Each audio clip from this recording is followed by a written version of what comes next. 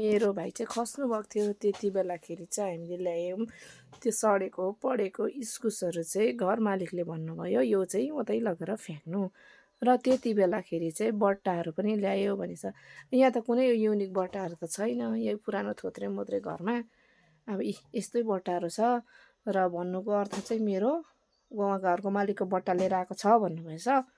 र अब त्यो मालिकको बट्टाहरू ल्याएको छ भने पनि मेरो घर पनि यहाँनिर छ, सबैले अब मेरो घर त चिनेकै छ, सबले चिनाइदिइहाल्छ। तपाईँको बट्टा ल्याएको छ भने यहाँनिर आएर लिन सक्नुहुन्छ। युनिक बट्टाहरू त कुनै पनि छैन यहाँनिर। देख्यो भने पनि यहाँ मैले भिडियो बनाउनुको कारण चाहिँ देख्यो भने पनि तपाईँहरूले त्यो युनिक बट्टालाई यसो त्यो चाहिँ अर्कैकै बट्टा रहेछ भनेर तपाईँहरूले कमेन्ट्समा पनि भनिदिनु सक्नुहुन्छ है। अब भिडियो बनाउनुको रिजन यही हो नि त मैले। र मेरोमा चाहिँ अब कुनै पनि त्यस्तो युनिक बट्टाहरू छैन। मिलन मोडमा चाहिँ मेरो भाइ खस्नुभएको थियो र त्यति बेला चाहिँ मैले मालिकको घरबाट चाहिँ बट्टा ल्याएँ अरे।